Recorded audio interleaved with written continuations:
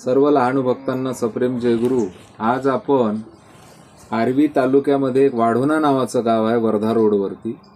तर वाढोण्याजवळ एक चोपन म्हणून एक खेडगाव आहे. त्या गावातील एक ज्येष्ठ आजोबा आपल्यासोबत आहेत.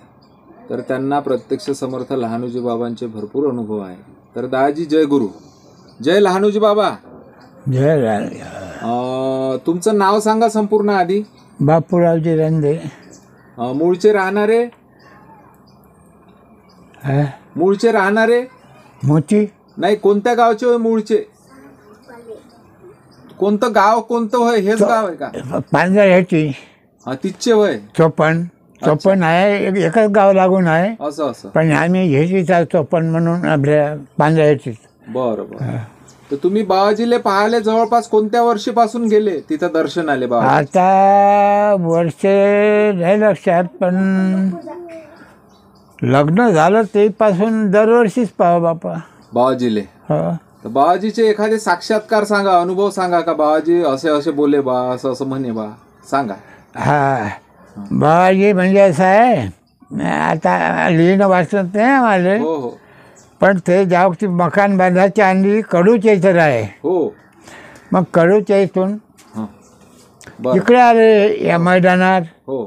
तर हे म्हणतात त्याला 4 जण होतो आम्ही. मग अशी चिरंगीच्या त्याने पुढे ठेवून दिली. काय म्हणे 4 गावचे 4 ह्याच्या मागं काय लागला म्हणे. बर. बाबाजी म्हणे हो काही. मग 4 गावचे 4 तर होताशी एक चपराशी एक खंत बाबू, म्हणजे आम्ही 4 होतो. मी 3 सोबती. ते 4 गावचे 4च होते काय? हो नाही, एका गावचे 2 होतो, पण 4 होतं का नाही. तर बाबाजीले काही अंतकरणात समजलं काय साधासिधा माणूस. फर्स्ट हे लोक सरकारी लोक होय. एक खंती बाबू, एक जंगल चपराशी होय, एक गावचा गवी होय, आणि मी गवी. गेलो, नमस्कार केला सुद्धा. असं कर म्हणे. बर.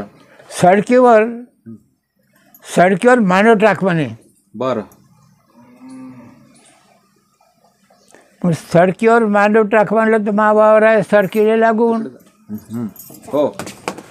तिथं मग मी म्हणलं बाबाजी असं म्हणते काय हे वाढण्याला खाते, नुकसान खाते तिथं. मग मी आपली मस्त त्या सडकीवर राहायचं मांडव नाही टाकला, पण सारी सोय केली. देवानं दिला बापा प्रसाद. हो काय? आणि आता ते काय सांगा. पण बाबाजीची कृपा आहे तुमच्यावर. कृपा आहे बाबाजीची आहे. आता ते मेले गंगापूरचे बाबाजी. हो. समाजले का रघुनाथ महाराज. रघुनाथ जे काही नाव असेल ते. तर ते महाराज इतके बोलके काय तर विचारू नका. असं का? त्याचाही सांगा ना एखादा प्रसंग.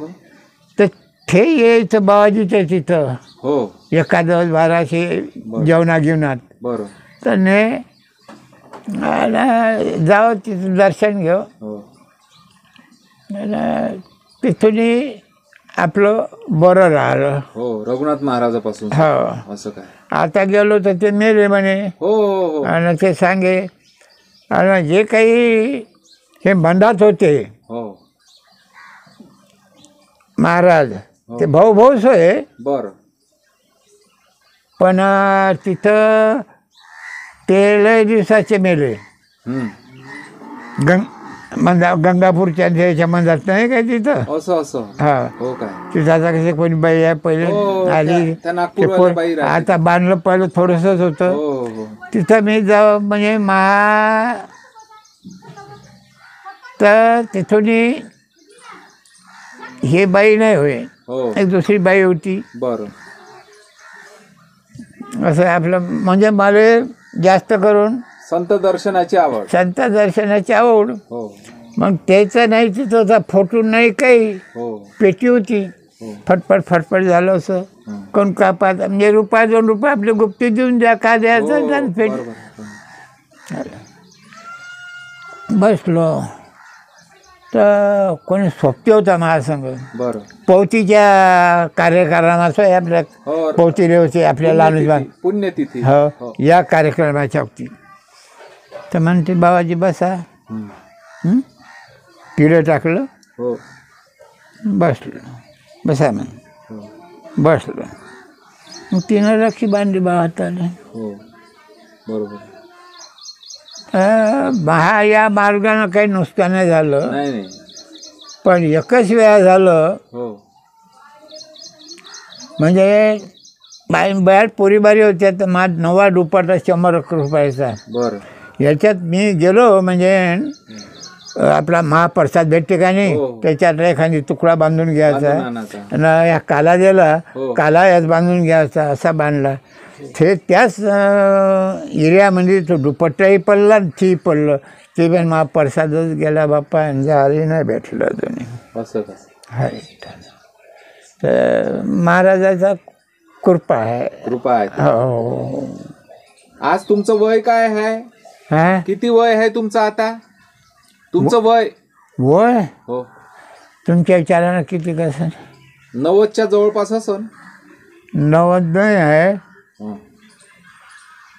88 88 आहे म्हणजे 1-2 वर्ष 1.5 वर्षाचा फरक आहे समजा फरक आहे तुमच्या बरोबर हो 90 नाही झाले कानानं वगैरे चांगलं येते ऐकायला नाही कमी येते काय नाही आता आमना सामने बोलून राहिले का नाही म्हणून ऐकू येते नाही तर मी छातो का तिकडे बोललो तर आवाज येते काय म्हणते समजून येत कानानं ऐकत तुमचं आता एक डोळा दिसतच नाही हे आता वयोमानानुसार हो आणि उठणं नाही होत ते आपलं त्याच्यात बसा जोरी धरून आणि हे काही धरून उठा हे काय झालं आमच्या इथं नाही माली आणि खाजाचं हे तर आपलं कसं तरी 35 रुपये द्यावं लागते 2 रुपये कमाई नाही आपली 35 रुपये कुठे देता ते आपलं आहे ते आता दाढी केली तुम्ही स्वतः चांगली गोष्ट 10 दिवसाच्या दिवसा दाढी करायची तर दादाजी तुम्ही जे काही समर्थ लहानोजी बाबांचे अनुभव सांगितले याबद्दल मी तुमचा आभारी आहो